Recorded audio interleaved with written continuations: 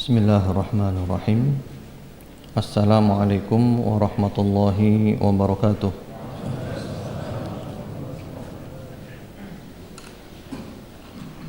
Innal hamdalillah nahmaduhu wa nasta'inuhu wa nastaghfiruh wa na'udzu billahi min shururi anfusina wa min sayyiati a'malina. من يهده الله فلا مضل له ومن يضلل فلا هادي له وأشهد أن لا إله إلا الله وحده لا شريك له وأشهد أن محمدا عبده ورسوله صلى الله عليه وعلى آله وسلم تسليما كثيرا أما بعد اللهم إنا نسألك علما نافعا ونعوذ بك من علم لا ينفع. Ma'asyiral muslimin, ikhwan wa akhwat fillah rahimakumullah. Insyaallah mulai sore hari ini kita akan mengadakan kajian setiap sore selama bulan Ramadan, dan insyaallah kita akan mengkaji dari kitab Tazkiyatun Nufus, yang mana hari ini adalah hari Ahad tanggal 1 Ramadan 1435 Hijriah yang bertepatan dengan tanggal 29 Juni 2014. Kita akan mengadakan kajian dari kitab Tazkiyatun Nufus, yang artinya adalah penyucian jiwa. Judul kitabnya Tazkiyatun Nufus wa tarbiyatuha kama yuqarriruhu ulama'us salaf. Penyucian jiwa dan pendidikan jiwa sebagaimana ditetapkan oleh para ulama salafus saleh, yang mana isi daripada kitab tersebut diambil daripada para ulama yang mereka terkenal ahli dalam pembahasan tentang jiwa, tentang hati. Di antaranya Ibnu Rajab Al-Hambali, kemudian juga Ibnul Qayyim dan Abu Hamid Al-Ghazali rahimahumullahu ta'ala. Tiga ulama yang terkenal banyak membahas tentang permasalahan hati. Dan kitab ini dikumpulkan dan disusun oleh Fadilatul Syekh Dr. Ahmad Farid hafidhahullahu ta'ala. Pembahasan masalah Tazkiyatun Nufus ini sangat penting, dan pembahasan ini bukan untuk ditujukan kepada siapapun, tapi pembahasan ini ditujukan kepada diri kita. Kita tidak usah menunjuk orang, kita tunjuk diri kita sendiri. Apakah hati saya sudah bersih? Apakah jiwa saya sudah bersih? Ataukah masih kotor sehingga perlu dibersihkan? Dan ibadah yang terbaik adalah membersihkan jiwa, membersihkan hati. Dan ini merupakan misi besar yang dibawa oleh para nabi alaihimus salatu wassalam. Sebagaimana firman Allah Subhanahu wa taala tentang Nabi Muhammad sallallahu alaihi wasallam yang ada di dalam surat Al-Jumu'ah ayat nomor 2, "Huwallazi ba'atsa fil ummiyina rasulan minhum yatlu 'alaihim ayatihi wa yuzakkihim wa yu'allimuhumul kitaba wal hikmah wa in kanu min qablu lafi dhalalin mubin." Dia Allah yang telah mengutus kepada orang-orang ummi, yaitu bangsa Arab saat itu. Allah mengutus kepada mereka seorang rasul dari kalangan mereka sendiri, yang mana rasul itu membacakan kepada mereka ayat-ayat Allah, membersihkan mereka dan mengajarkan kepada mereka Alkitab was sunnah, yaitu Alkitab wal hikmah, maksudnya adalah Al-Quran dan As-Sunnah, yang mana sebelumnya mereka berada dalam kesesatan yang nyata. Allah sering menyebut misi yang dibawa oleh para nabi dan para rasul tidak lepas dari dua hal. yu'allimuhumul kitaba wal hikmah wa yuzakkihim. Tidak pernah lepas dari ini, yaitu al-ilmu wat tazkiyah. Dakwah semua nabi, semua rasul itu adalah al-ilmu wat tazkiyah, memberikan ilmu dan membersihkan, mensucikan. Jadi tidak cukup ilmu saja, tapi juga jiwanya bersih, hatinya bersih, pikirannya bersih. Yang mana mungkin kita sudah sering mendengar tentang seorang sahabat Rasulullah Muhammad sallallahu alaihi wasallam. Sahabat itu dikatakan oleh Rasulullah sallallahu alaihi wasallam sebagai ahlul jannah 3 hari berturut-turut. Ternyata amalannya adalah hatinya bersih, ibadahnya biasa-biasa saja, tapi hatinya bersih. Tidak ada niat-niat jahat kepada orang Islam, tidak ada hasad, iri dengki kepada orang Islam. Jadi pembahasan yang seperti ini tujuannya adalah diri kita sendiri.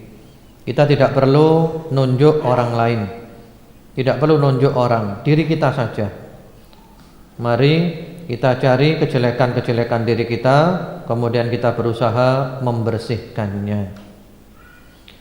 Kata-kata tazkiyatun nufus itu diantaranya diambil dari firman Allah Subhanahu wa ta'ala yang ada di surat Asy-Syams. Antum cari di dalam Al-Quran sumpah Allah yang paling banyak, ya.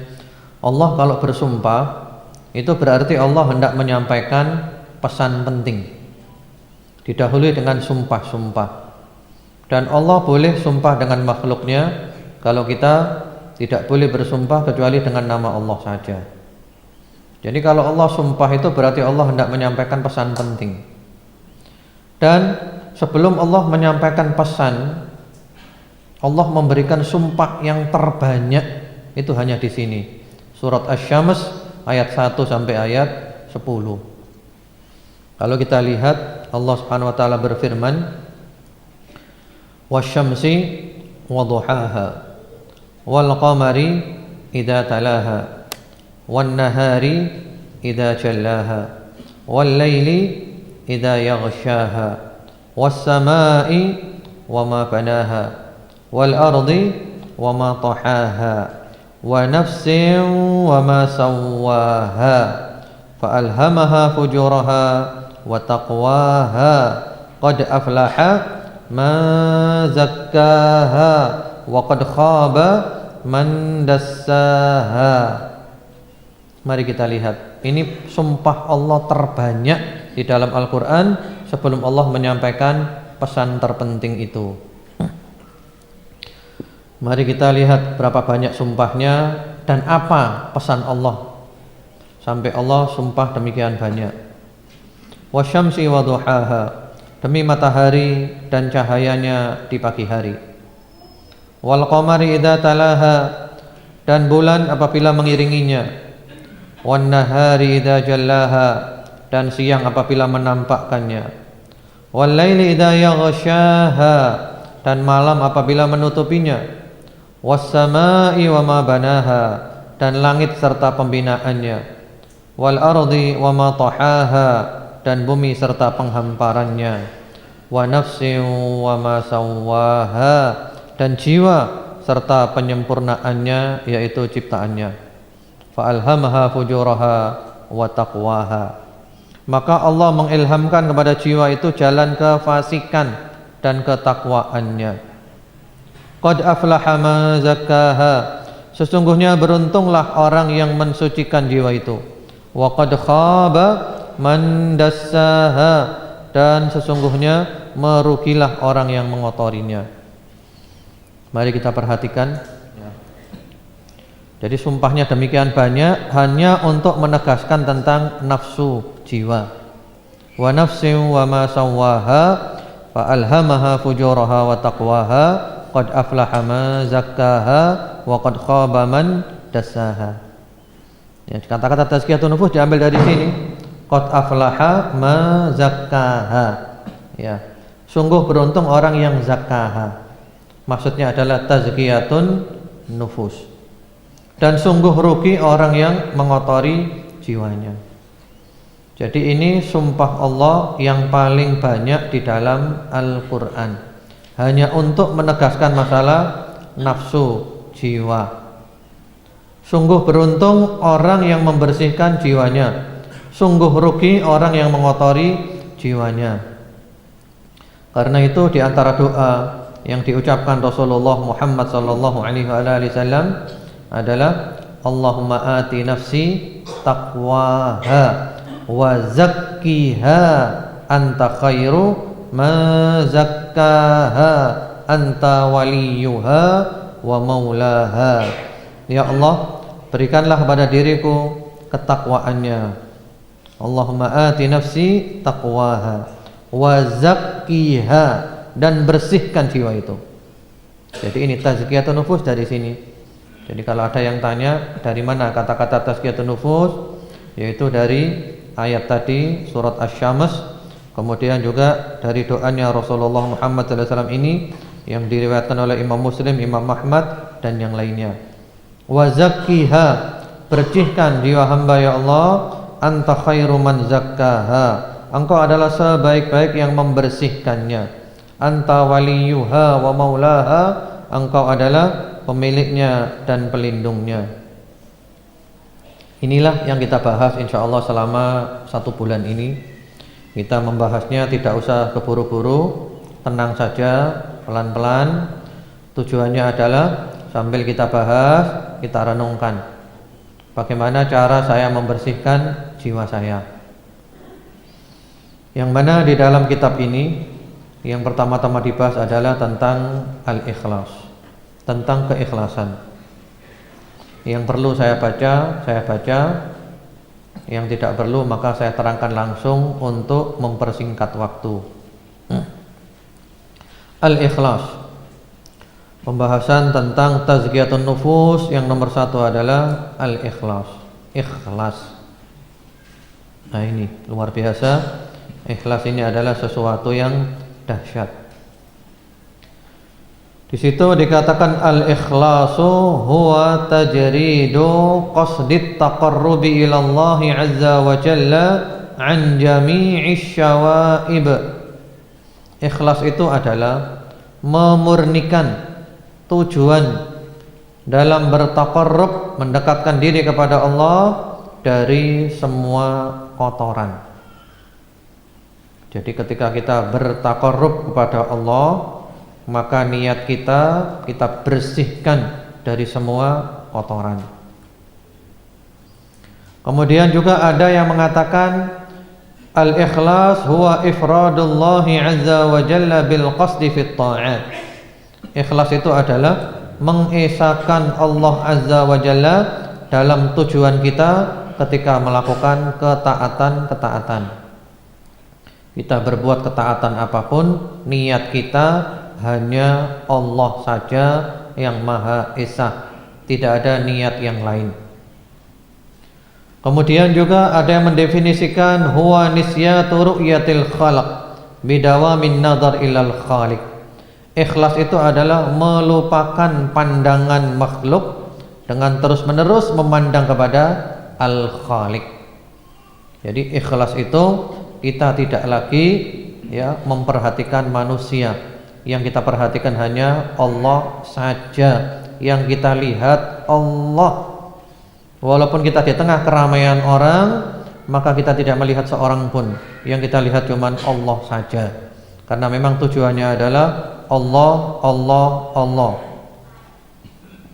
Dan al-ikhlas adalah merupakan syarat dikabulkan amal, termasuk juga amal itu sesuai dengan sunnah Nabi Muhammad sallallahu alaihi wa ala alihi wasallam.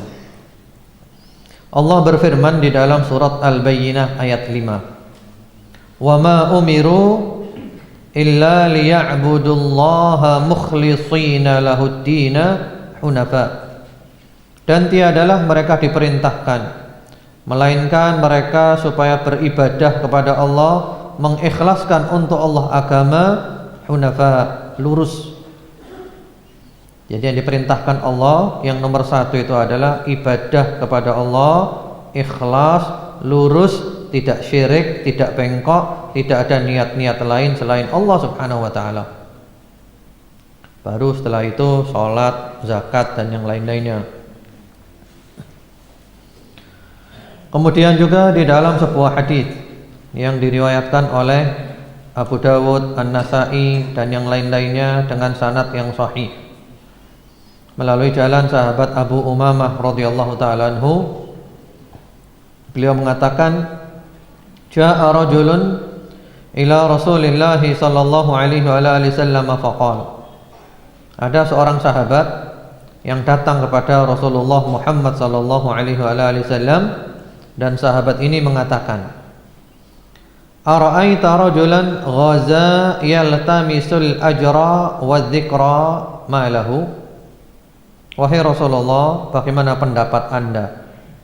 Ada orang ikut perang yang mana tujuannya adalah untuk mendapatkan upah dan supaya disebut-sebut namanya, mendapat bayaran dan supaya terkenal. Apa yang dia dapatkan ya Rasulullah? Faqala Rasulullah sallallahu alaihi wasallam, la syai'. Dia tidak dapat apa-apa. Fa'adaha thalatha marrat. Lalu orang itu tanya lagi sampai 3 kali. Orang itu bertanya sampai 3 kali. Wa yaqulu Rasulullah sallallahu alaihi wasallam, la syai'a lahu. Jawabannya Nabi sama. Dia tidak dapat apa-apa. Dia tidak dapat apa-apa. Kemudian bersabda Rasulullah Muhammad sallallahu alaihi wasallam, "Innallaha 'azza wa jalla la yaqbalu minal 'amal illa ma kana lahu khalisan wa btughiya bihi wajhuh." Sesungguhnya Allah 'azza wa jalla tidak akan menerima daripada amalan kecuali yang ikhlas untuk Allah dan mengharapkan wajahnya. Nah ini. Jadi Allah tidak menerima amalan kecuali yang ikhlas dan mengharapkan wajah Allah. Benar-benar kita dalam semua aktivitas ini niat kita adalah ikhlas karena Allah, tidak ada yang lain. Tujuan kita adalah wajah Allah. Tujuan kita adalah kampung akhirat. Kemudian di situ ada hadis dari sahabat Abu Sa'id Al-Khudri radhiyallahu taala anhu pada waktu Hajjatul Wada'. Hajjatul Wada', haji perpisahan Nabi Muhammad sallallahu alaihi wasallam yang dihadiri oleh 100.000 sahabat lebih. Nabi menyampaikan banyak hal yang penting-penting.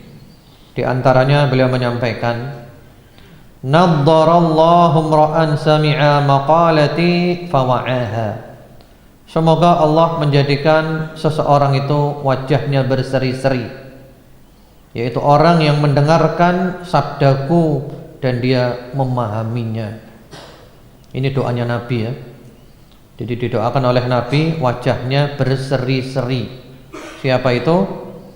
Orang yang mendengarkan sabda Nabi dan memahaminya, faham, ngerti.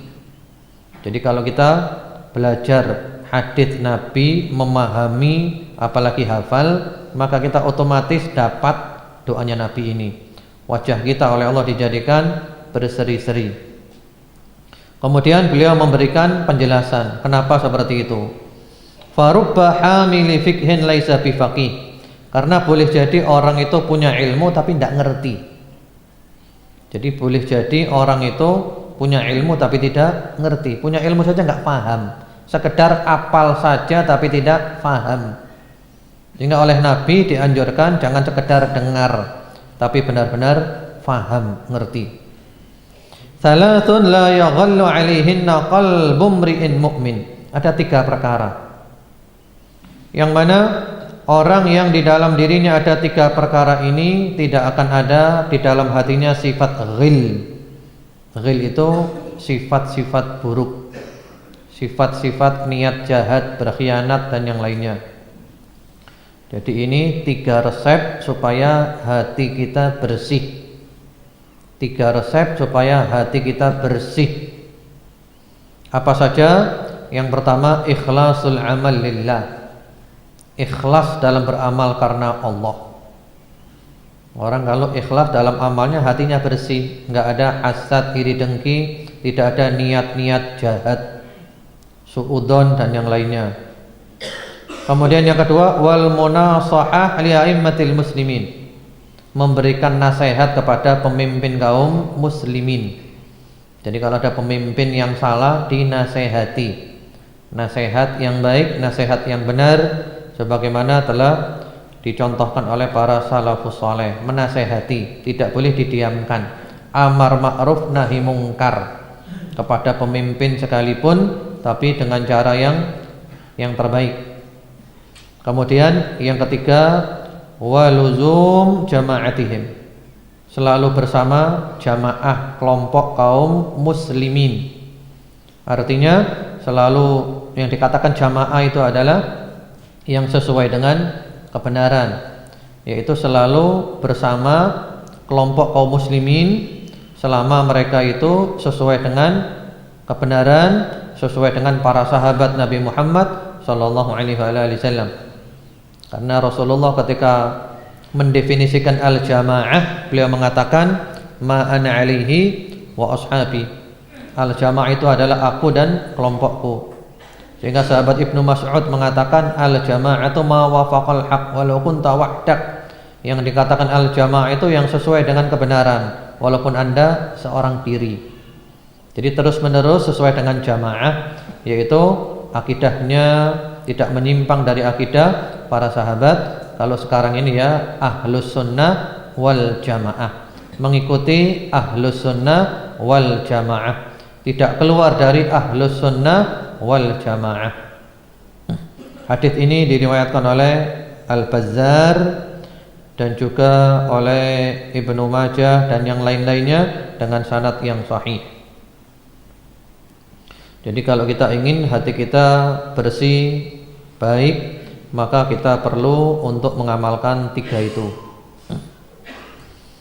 Kemudian juga kita tidak mungkin bisa selamat dari setan. Tidak mungkin kita bisa selamat dari setan kalau kita tidak ikhlas. Karena setan memberikan ancaman.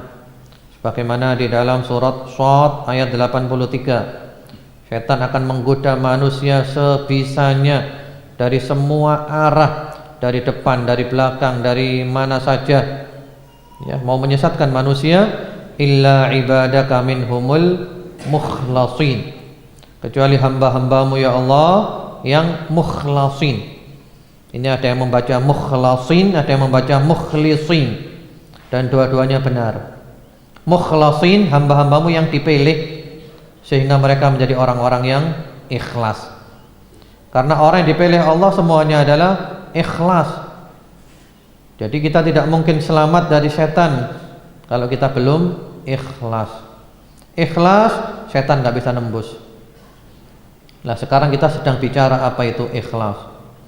Karena itu salah seorang soleh selalu mengatakan dalam dirinya, ngomong dengan dirinya sendiri, ya nafsu akhlisi tatakhallasi, wahai jiwaku ikhlaslah kamu supaya kamu selamat. Jadi ngomong dengan dirinya sendiri. Karena itu tadi saya katakan kajian ini tujuannya untuk siapa? Untuk diri kita sendiri. Kita nggak usah bahas orang, nggak usah bahas orang, nggak ada faedahnya. Dan sering pembahasan kita tentang orang itu salah. Kita nuduh orang jelek, ternyata dia orang baik. Kita nuduh orang baik, ternyata dia orang jelek. Nggak tahu. Paling enak bahas diri kita. Kita lebih tahu tentang diri kita. Jadi salah seorang soleh ini mengatakan, wahai jiwa, ikhlaslah kamu supaya kamu selamat. Bagaimana kita supaya ikhlas supaya kita selamat? Nggak usah bahas niatnya orang. Ikhlas itu benar-benar sesuatu yang misterius, nggak ada yang tahu.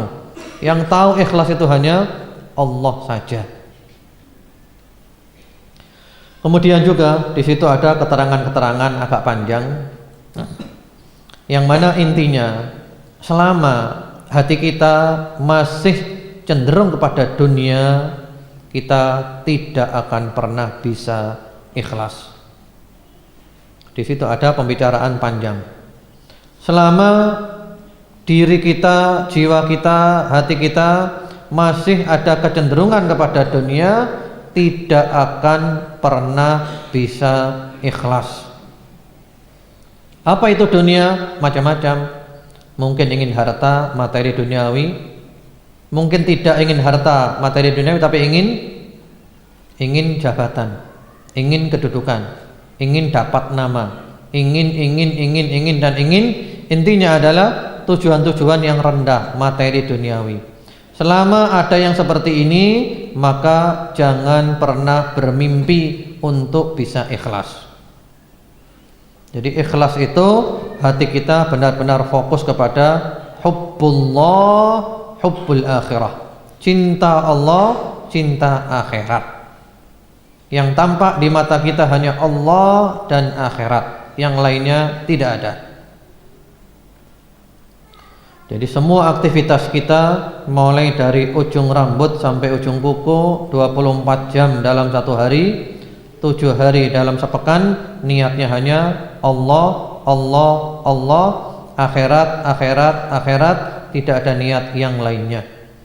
Selama masih ada keinginan-keinginan materi duniawi, ketinggian, jabatan, kedudukan, ya, dan yang lain-lainnya, maka sulit untuk bisa ikhlas dan tidak akan pernah bisa ikhlas.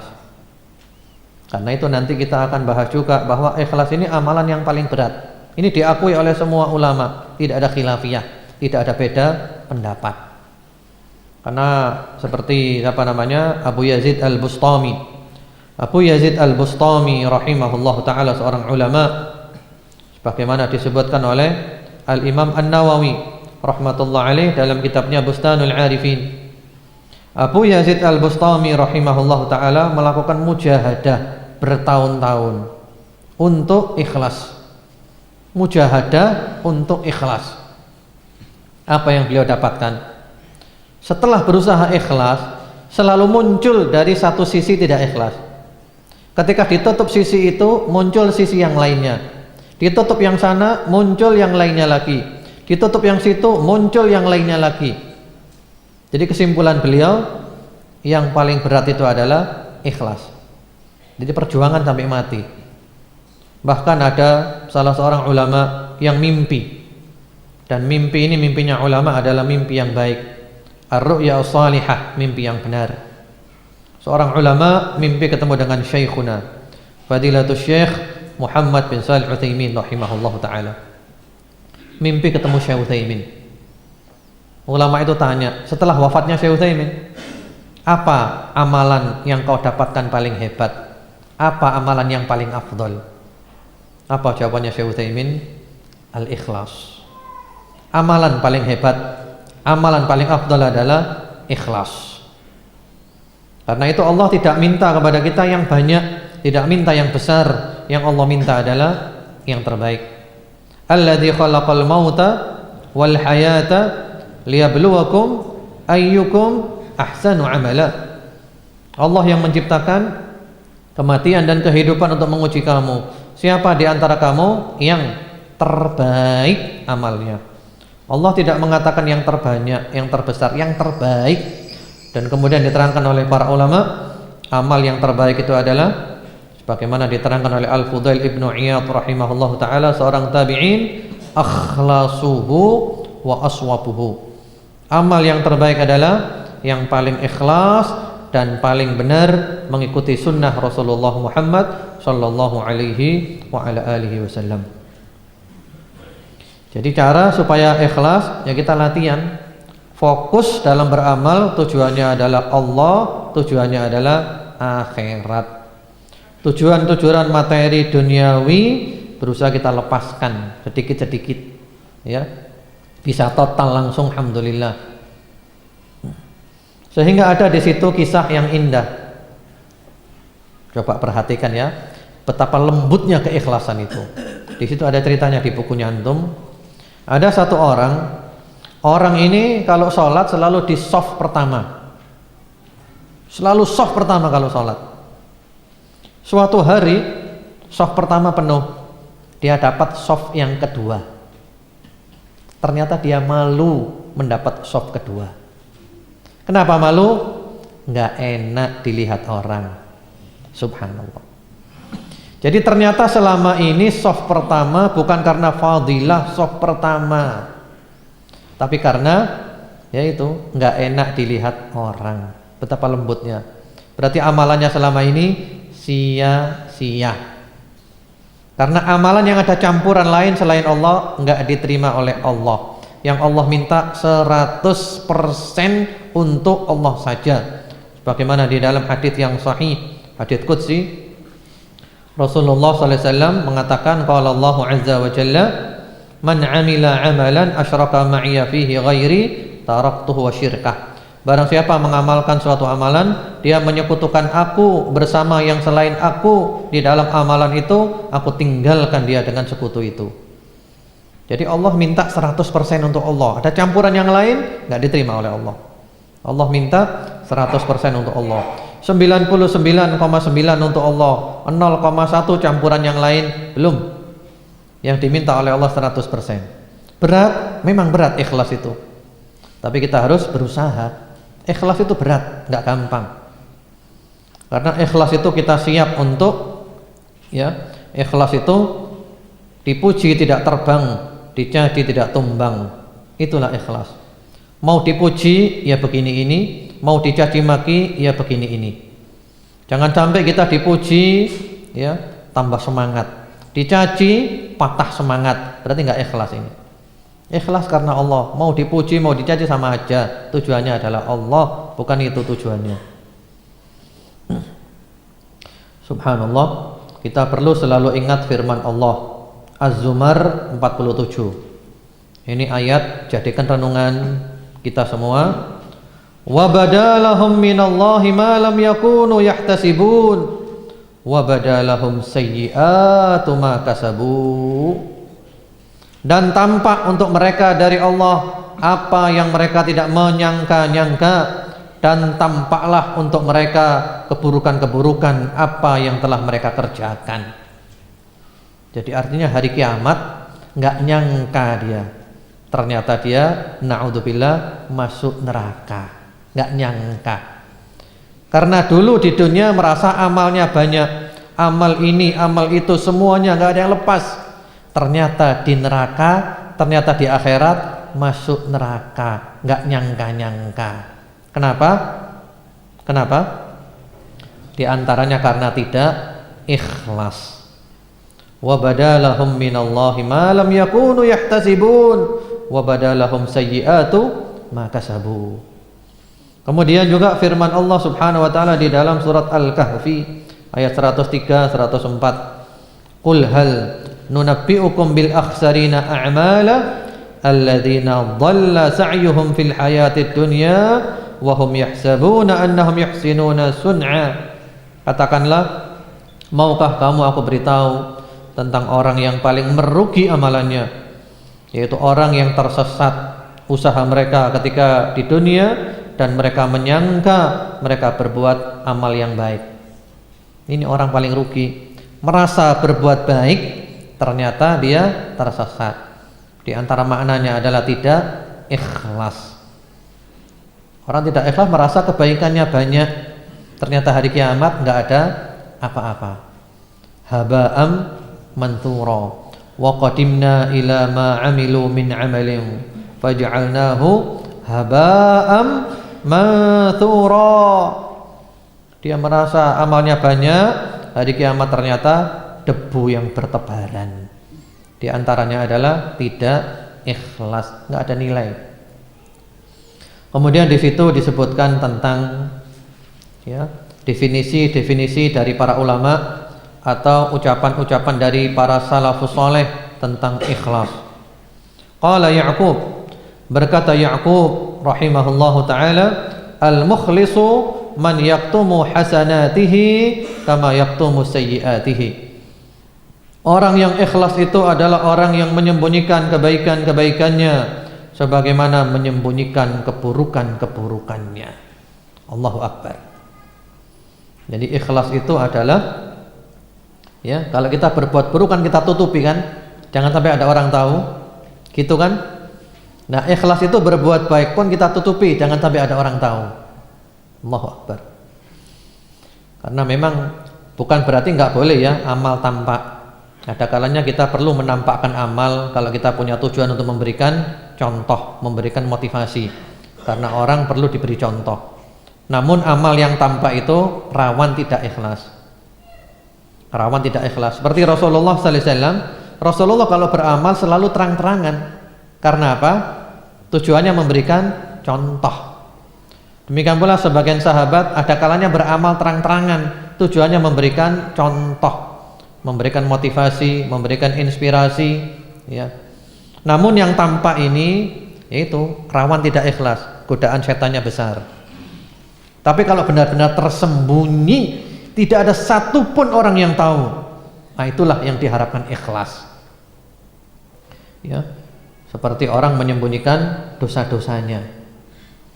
Ada kisah yang sangat indah yang biasa diceritakan oleh para ulama adalah tentang salah seorang tabi'in yang beliau adalah merupakan cicit Rasulullah Muhammad sallallahu alaihi wasallam yang dikenal dengan nama Ali Zainul Abidin bin Al-Husain bin Ali bin Abi Thalib radhiyallahu anhum ajma'in. Cicit Nabi Muhammad sallallahu alaihi wasallam. Subhanallah, kalau kita membaca biografi beliau ketika meninggal dunia, ketika dimandikan, di punggung beliau itu ngapal, kapalan. Jadi punggungnya itu hitam-hitam, ngapal. Yang memandikan heran, kenapa ini? Dan mereka tidak menemukan jawabannya. Akhirnya dikubur jenazahnya, telah disolati dikubur. Ternyata setelah itu al-fuqara wal masakin, fakir miskin di Madinah, terutama dari pinggiran-pinggiran Madinah masuk ke kota Madinah, mereka mengatakan tidak ada yang mengirimkan kepada kami lagi bahan makanan. Tidak ada yang ngirimi kami lagi bahan makanan.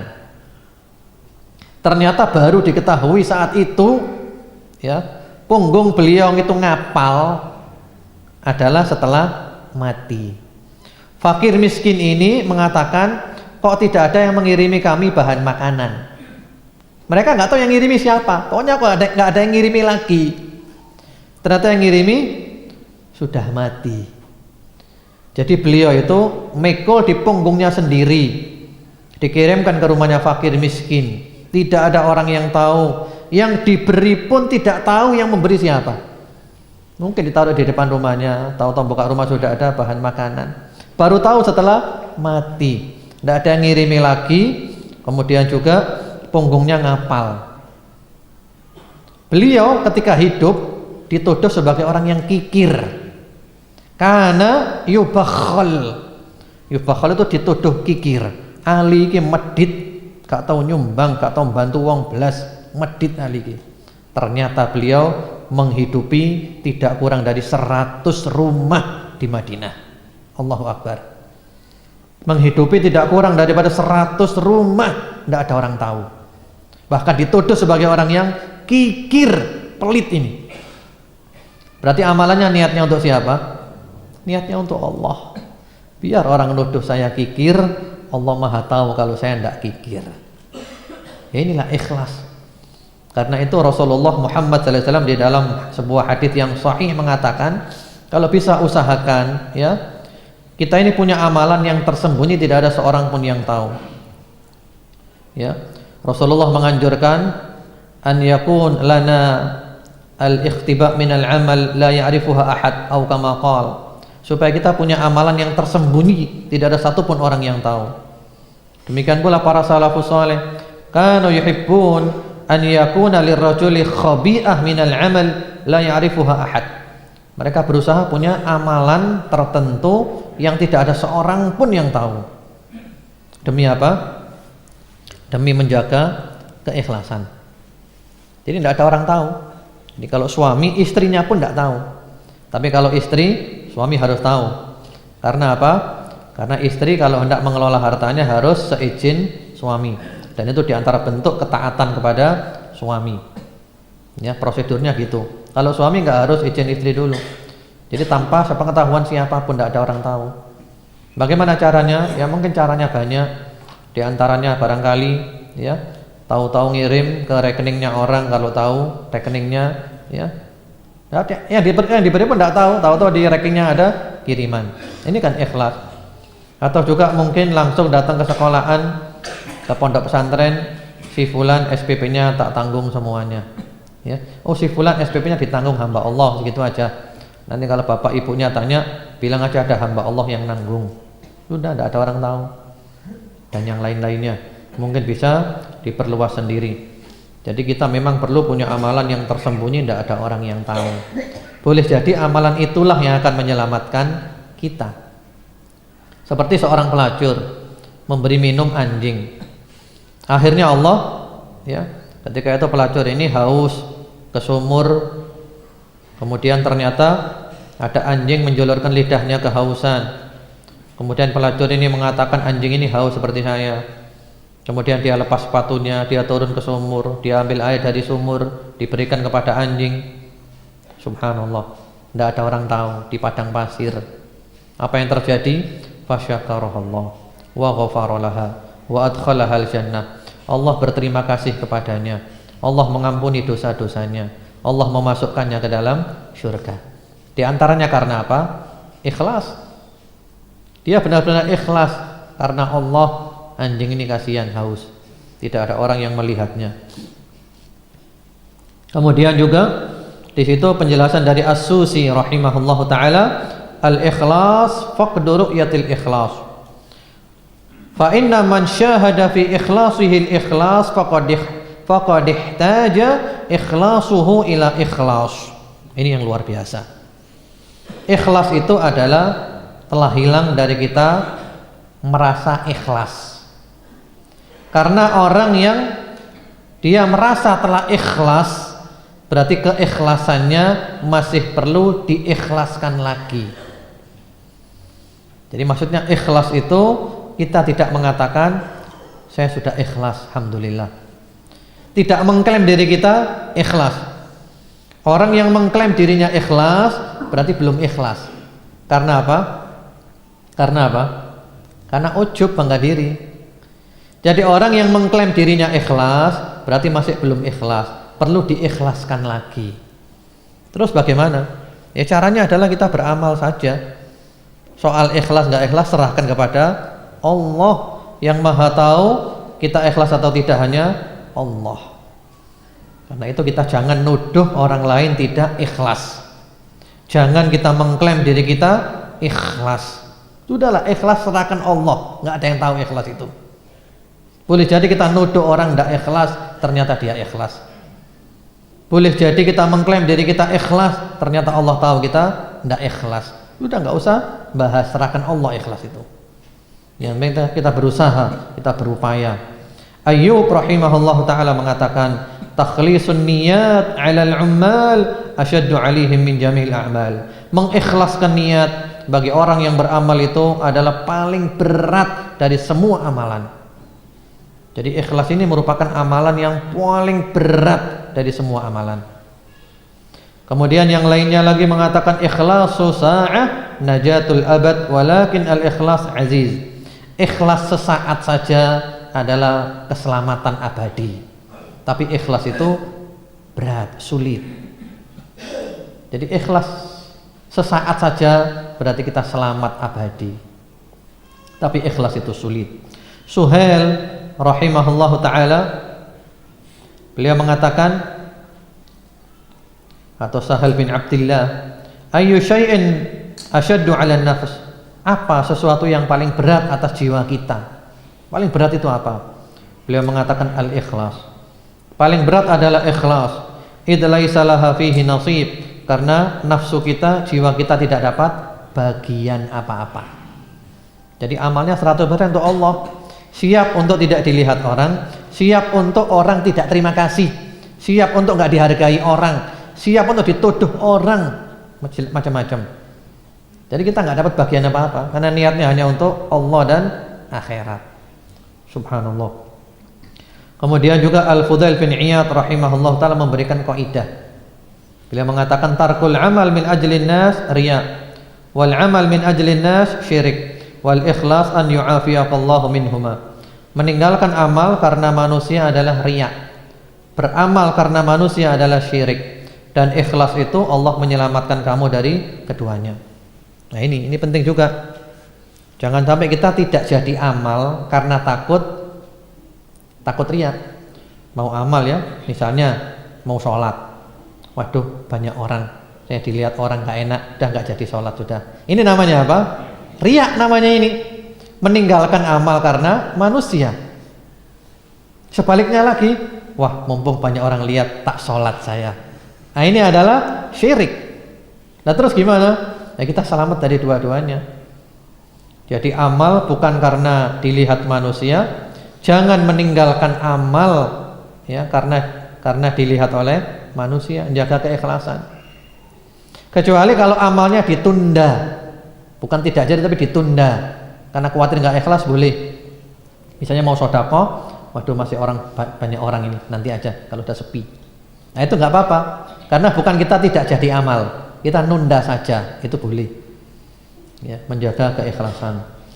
Kemudian di situ ada pembahasan masalah niat, yang mana inti dari niat ini adalah sabda Rasulullah Muhammad sallallahu alaihi wasallam, innamal a'malu binniyat wa innamal likulli imri'in ma nawa. Faman kanat hijratuhu ila Allah wa rasulih fa hijratuhu ila Allah wa rasulih wa man kanat hijratuhu lidunya yusibuha aw imra'atin yankihuha fa hijratuhu ila ma hajara ilaih. Amal itu dengan niat, dan masing-masing orang mendapatkan dari apa yang dia niatkan. Barang siapa yang hijrahnya kepada Allah dan Rasulnya, maka dia benar-benar hijrahnya itu kepada Allah dan Rasulnya, dapat ganjaran dia. Yang hijrahnya karena dunia yang hendak dia dapatkan atau perempuan yang hendak dia nikahi, maka dia hanya mendapatkan apa yang dia niatkan itu. Karena zaman dulu ada seorang yang berhijrah, ceritanya benar, tapi cerita ini bukan asbabul wurudnya hadits ini, bukan sebab keluarnya hadits ini, tapi ceritanya benar. Seorang dikenal dengan muhajiru Ummi Qais. Orang berhijrah karena Ummu Qais. Ada seorang laki-laki ya senang dengan seorang perempuan yang dikenal dengan sebutan Ummu Qais. Kemudian perempuan itu hijrah ke Madinah, dan dia mensyaratkan kepada laki-laki itu, aku tidak mau kamu nikahi kecuali kamu hijrah juga. Akhirnya dia hijrah demi apa? Ummu Qais. Dapat apa dia? Ya dapat Ummu Qais saja, nggak dapat Allah, nggak dapat Rasulnya. Akhirnya dia dikenal sebagai muhajiru Ummi Qais. Orang berhijrah karena Ummu Qais. Jadi hijrah ya, hijrah itu macam-macam. Kalau dulu hijrah ke Madinah, sekarang hijrah dari negeri kafir yang tidak bisa mengamalkan Islam ke negeri Islam. Atau hijrah berupa perpindahan keadaan. Hijrah dari maksiat menuju taat, hijrah dari kegelapan menuju cahaya yang terang benderang. Ya karena siapa? Karena Allah, karena Rasulnya, untung dunia akhirat. Kalau karena yang lain materi duniawi, mungkin dapat, mungkin tidak. Itu juga kaidah ya. Orang yang niatnya Allah dan Rasulnya, maka dia mendapatkan Allah dan Rasulnya, dan dunia pun mengikuti. Ini otomatis. Tapi kalau orang niatnya dunia, maka Allah dan Rasulnya dia tidak dapat, karena bukan niatnya. Dan dunia yang dia kejar pun mungkin dapat, mungkin tidak. Betapa ruginya. Jadi ikhlas dan niat seorang muslim itu adalah amalan yang sangat besar. Dari niat-niat yang baik, amal kecil niatnya baik jadi besar, amal besar niatnya buruk jadi kecil. Sebagian salafus saleh mengatakan, rubba amalin saghirin tu'azzimuhun niyyah wa rubba amalin kabirin tusaghiruhun niyyah. Berapa banyak amal kecil menjadi besar karena niatnya. Berapa banyak amal yang besar menjadi kecil karena niatnya. Pelacur tadi memberi minum anjing, besar atau kecil? Sepele kan? Tapi masuk surga karena niatnya yang ikhlas. Ada juga disebutkan dalam hadits yang sahih, satu orang lewat di jalanan, di sana ada pohon tumbang, kemudian dia mengatakan pohon ini menghalangi jalannya orang. Lalu dia berusaha meminggirkan pohon itu supaya orang bisa lewat. Cuman gitu aja. Lalu Allah memasukkannya ke dalam surga. Niatnya yang baik supaya orang tidak terganggu lagi. Sebaliknya orang beramal banyak menjadi kecil, bukan hanya menjadi kecil, bahkan masuk neraka. Kita jangan pernah lupa 3 kelompok yang pertama masuk neraka. Awwalu man tusa'aru bihimun nar thalatha. Yang pertama dibakar di neraka ada 3. Yang pertama adalah orang yang mengajarkan ilmu dan dia membaca Al-Quran. Hari kiamat dia dipanggil, amalanmu apa? Dia mengatakan, ya Rabb, qara'tu fikal Quran wa 'allamtu fikal ilm. Aku membaca Al-Quran karena engkau, aku mengajarkan ilmu karena engkau. Lalu oleh Allah dijawab, kadzabta, walakinnaka qara'tal Quran liyuqal annaka qari' wa qad qil wa 'allamtal ilma liyuqal annaka 'alim wa qad qil. Kamu bohong, kamu dusta. Kamu dulu membaca Al-Quran supaya kamu terkenal. Ini loh orang bacaannya enak, bacaannya bagus, qari' ini. Dan kamu telah mendapatkan gelar itu. Itu tujuanmu dulu. Dan kamu mengajarkan ilmu supaya dapat gelar. Ini loh orang pintar, orang alim. Tujuanmu itu. Dan kamu telah mendapatkan gelar itu. Sekarang kamu tidak dapat apa-apa. Lalu wajahnya ditelungkupkan, diseret, dilempar masuk ke neraka. Kemudian ada lagi orang yang rajin nyumbang sana nyumbang sini, sedekah. Hari kiamat dipanggil, ya, kamu diberi nikmat banyak, apa amalmu? Dia jawab, tasaddaqtu fika. Aku sedekah karena engkau ya Allah. Lalu oleh Allah dikatakan kadzabta. Walakinnaka tasaddaqta liqal annaka jawad wa qad qil. Kamu bohong, kamu dusta. Kamu dulu bersedekah nyumbang sana nyumbang sini supaya kamu dapat gelar bahwa kamu adalah orang yang dermawan, orang yang loman, dan kamu telah dapat gelar itu. Sekarang kamu nggak dapat apa-apa. Wajahnya ditelungkupkan, diseret, dilempar ke neraka. Yang ketiga adalah orang yang berjihad di jalan Allah sampai mati di medan perang. Bayangkan, sampai rela mati. Padahal matinya mati apa? Rela mengorbankan nyawanya demi kepingin dipuji orang. Naudzubillah, ini benar-benar setan telah menghiaskan keburukan menjadi baik. Bayangkan, rela mati, riya. Padahal setelah dia mati, apa yang dia dapatkan? Dipuji orang, apa faedahnya? Dia jihad sampai mati. Dia dipanggil, amalmu apa? Dia menjawab, qataltu fi sabilika hatta stushhidtu. Aku berperang di jalanmu ya Allah sampai aku mati syahid. Rela mati. Lalu apa kata Allah? Kadzabta.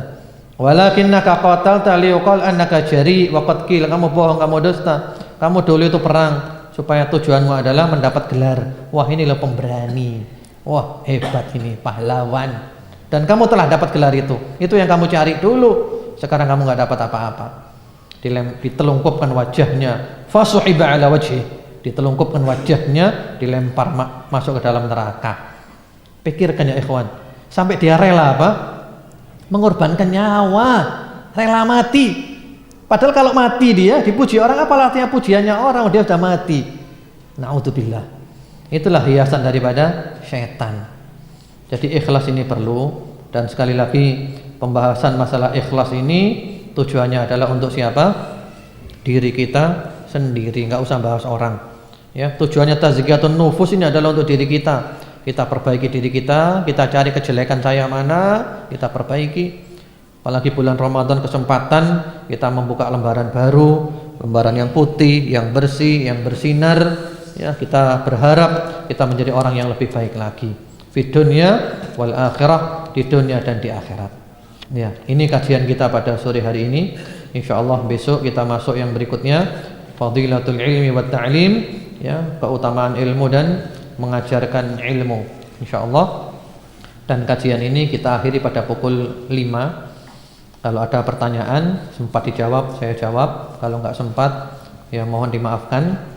Dan tentu yang sesuai dengan materi saja pertanyaannya. Di sini sudah ada yang masuk pertanyaannya.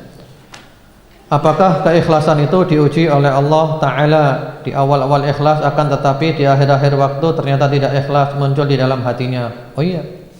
Jadi ikhlas itu sebelum amal, ketika amal, dan setelah amal. Itu ikhlas. Menjaga keikhlasan setelah amal itu lebih sulit daripada ikhlas sebelum dan ketika amal. Sebelum amal ikhlas, ketika amal ikhlas, setelahnya. Nah, setelahnya malah nggak ikhlas, pamer-pamer. Niatnya murni pamer, nggak ada niat yang lain ya. Tapi kita nggak usah nuduh orang, untuk diri kita aja. Karena boleh jadi kita nuduh orang pamer, ternyata orang itu niatnya bukan pamer, niatnya adalah untuk memberikan motivasi, memberikan inspirasi. Jadi begitu. Jadi menjaga keikhlasan setelah amal itu nggak gampang juga. Dipelihara. Minimal walaupun amalannya nggak hapus, tapi derajat amalannya pindah. Karena ada catatan amal Dewan Asir, ada Dewan Al-Alaniyah, catatan amal yang tersembunyi dan catatan amal yang tampak. Itu beda. Mula-mula amalnya dia masuk dalam Dewan Asir, catatan amal yang tersembunyi. Ketika dia cerita, maka tingkatannya sudah masuk catatan amal yang terang-terangan. Jadi derajatnya sudah turun.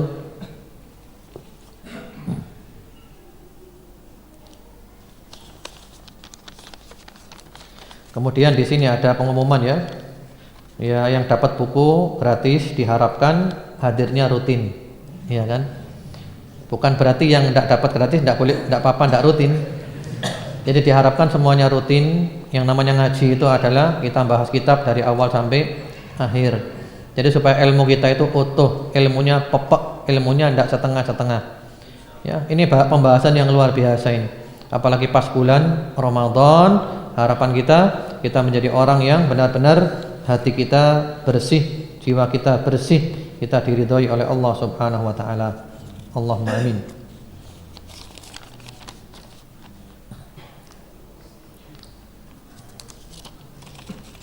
Ya, ini masih banyak pertanyaan yang lainnya. Mungkin saya cukupkan itu dulu, mohon dimaafkan ya. Karena nanti kalau pertanyaan semuanya dijawab, semakin hari semakin banyak. Bahkan mungkin bisa masuk sampai 100 pertanyaan. Berarti kajian kita sampai pukul 10 malam. Ya. Jadi mohon maaf ya, pertanyaannya saya jawab aja 1-2 yang cukup. Karena insya Allah tiap-tiap akhir pertemuan saya ingin bacakan doa. Yang doa ini selalu dibaca oleh Rasulullah sallallahu alaihi wasallam setiap beliau menutup majelisnya di hadapan para sahabat. Hadisnya sahih, hadisnya diriwayatkan oleh At-Tirmidzi dari Khalid bin Abi Imran dari Ibnu Imran radhiyallahu taala anhu, beliau mengatakan qallama kana Rasulullah sallallahu alaihi wasallam yaqumu min majlis hatta yad'uwa biha ula'i da'awat li ashabi. Artinya Rasulullah sallallahu alaihi wasallam selalu setiap selesai bermajelis dengan sahabatnya selalu membacakan doa ini kepada sahabatnya. Selalu, sedikit beliau tidak melakukannya. Jadi hampir setiap selesai bermajelis selalu membaca doa ini untuk para sahabatnya. Hadisnya diriwayatkan oleh At-Tirmidzi, An-Nasa'i, Al-Hakim, Ibnu Sunni, disahihkan oleh Al-Hakim dan disepakati oleh Az-Zahabi, dihasankan oleh Al-Albani sebagaimana di dalam Sahih At-Tirmidzi dan Sahih Al-Jami. Ya. Hadisnya Allahumma qsim lana min khasyatika dan seterusnya. Jadi Rasulullah selalu membaca doa ini setiap selesai kajian, setiap selesai pertemuan dengan sahabat, selalu membaca doa ini untuk para sahabatnya. Jadi termasuk doa penutup majelisnya Rasulullah sallallahu alaihi wasallam, doa sangat indah. Dan doa selesai majelis ini juga diamalkan oleh para ulama. Di depan Ka'bah itu ada majelis Syekh Al-Luhaidan, salah seorang kibar ulama. Al-Luhaidan, beliau kalau selesai pengajian selalu doa panjang beliau. Ya, menutup majelisnya dengan doa yang panjang. Kemudian juga di Madinah, di Masjid Nabawi, masjidnya Rasulullah sallallahu alaihi wasallam, di antaranya adalah Syekh Abu Bakar bin Jabir Al-Jazairi, hafizahullah. Beliau sudah sepuh sekali sekarang. Beliau tiap-tiap selesai bermajelis, tiap selesai pengajian doa dan bahkan ngajak para hadirin untuk ngangkat tangannya berdoa. Dan mereka adalah para ulama ahlu sunnah wal jamaah. Ya, berarti memang menutup majelis dengan doa itu ada dasarnya dari Nabi, ada haditsnya, kemudian juga dari para ulama, dari prakteknya mereka. Ya, mari kita tutup dengan doa ini. Bismillahirrahmanirrahim. Alhamdulillahirabbil alamin. Allahumma shalli ala Muhammad wa ala ali Muhammad wa sallim tasliman katsira. Allahumma qsim lana min khasyatika ma tahulu bihi bainana wa baina ma'asik wa min ta'atika ma tuballighuna bihi jannatak wa min al-yaqini ma tuhawwinu bihi alaina masaibat dunya. Allahumma matti'na bi asma'ina wa absarina wa quwwatina ma ahyaytana waj'alhul waritha minna waj'al tha'rana 'ala man zalamana wansurna 'ala man 'adana wa la taj'al musibatana fi dinina wa la taj'alid dunya akbar hammina wa la mablagha 'ilmina wa la tusallit 'alaina man la yarhamuna. Ya Allah, sore hari ini ya Allah, kami berada di rumah di antara rumah-rumah-Mu ya Allah. Kami baru saja mengadakan majelis pengajian ya Allah. Dan kami dalam keadaan puasa Ramadan menjelang berbuka ya Allah. Kami berdoa kepadamu dengan membawa semua nama-Mu yang maha indah dan semua sifat-Mu yang maha tinggi. Ya Allah, curahkan salawat dan salamu kepada Nabi Muhammad dan keluarga Nabi Muhammad. Ya Allah, kami yakin Engkau mendengar kami, Engkau melihat kami, dan Engkau mengabulkan doa-doa kami. Ya Allah, berikanlah kepada kami bagian daripada rasa takut kepadamu ya Allah, yang mana dengan rasa takut itu akan menghalangi kami daripada berbuat maksiat. Ya Allah, berikanlah kepada kami bagian daripada ketaatan kepadamu, yang mana dengan ketaatan itu ya Allah kami bisa masuk ke dalam syurga-Mu. Ya Allah, berikanlah kepada kami bagian daripada keyakinan. Jadikan kami yakin ya Allah, sehingga musibah-musibah dunia yang menimpa kami terasa ringan atas kami ya Allah. Ya Allah, jadikanlah kami mampu menikmati pendengaran kami ya Allah.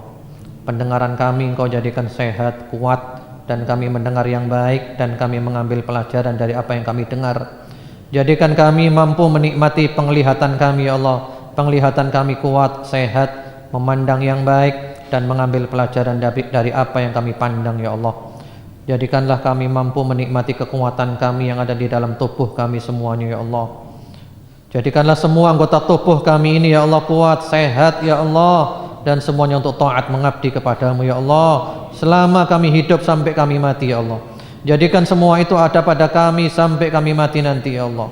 Ya Allah, jadikanlah pembalasan kami atas orang-orang yang mendolimi kami ya Allah. Ya Allah, kalau ada orang mendolimi kami ya Allah, kami serahkan kepadamu pembalasannya. Ya Allah, tolonglah kami atas orang-orang yang memusuhi kami ya Allah. Kalau ada orang memusuhi kami ya Allah, tolong kami ya Allah, tolong kami ya Allah.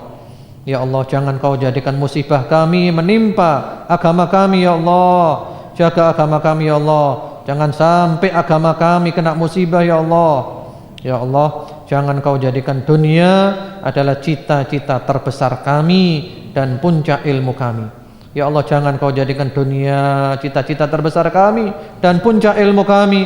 Jangan Kau jadikan ilmu kami hanya ilmu-ilmu dunia ya Allah. Ya Allah, jangan Kau jadikan siapapun yang tidak menyayangi kami menguasai kami ya Allah. Ya Allah, jangan Kau beri kami pemimpin yang tidak menyayangi kami ya Allah. Jadikanlah kami mendapatkan pemimpin yang menyayangi kami, yang mencintai kami ya Allah. Allahumma rzuqna thabat wal istiqamah. Allahumma amitna ala al-islam was sunnah. Ya muqallibal qulub, tsabbit qulubana ala dinik. Allahumma tawaffana wa anta radin 'anna. Allahumma inna nas'aluka husnal khatimah wa na'udzubika min su'il khatimah. Allahumma a'tiq riqabana minan nar.